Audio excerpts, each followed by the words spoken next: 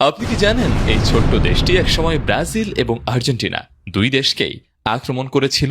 1864 সালে প্যারাগুয়ে এমন একটি সিদ্ধান্ত নিয়েছিল যা দক্ষিণ আমেরিকার ইতিহাস চিরতরে বদলে দেয়। দেশটির প্রেসিডেন্ট সোলানো লোপেস মনে করেছিলেন প্রতিবেশী উরুগুয়েতে ব্রাজিলের বাড়তে থাকা প্রভাব প্যারাগুয়ের ভবিষ্যতের জন্য হুমকি। তাই অপেক্ষা না করে তিনি আগে আঘাত হানলেন। প্যারাগুয়ে একটি ব্রাজিলীয় জাহাজ দখল করে, মাতো গ্রোসো অঞ্চলে আক্রমণ চালায় এবং ব্রাজিলের বিরুদ্ধে যুদ্ধ ঘোষণা করে। শুরুর দিকে সবকিছু পরিকল্পনা মাফিকই চলছিল, কিন্তু এরপর আসে সেই ভুল যা সবকিছু বদলে দেয়। ব্রাজিলে পৌঁছানোর জন্য প্যারাগুয়ে অনুমতি ছাড়াই আর্জেন্টিনায় আক্রমণ চালায়। ফলে সে একটি দেশ নয়, বরং তিনটি দেশের বিরুদ্ধে যুদ্ধ করছিল। ব্রাজিল, আর্জেন্টিনা এবং উরুগুয়ে একত্রিত হয়ে গঠন করে ট্রিপল অ্যালায়েন্স, যা তখনকার দক্ষিণ আমেরিকার ইতিহাসে সবচেয়ে শক্তিশালী সামরিক জোট।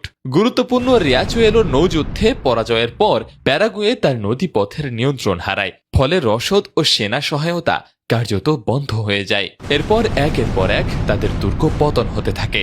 1870 সালে সোলানো লোপেস নিহত হন। যুদ্ধের সমাপ্তি ঘটে।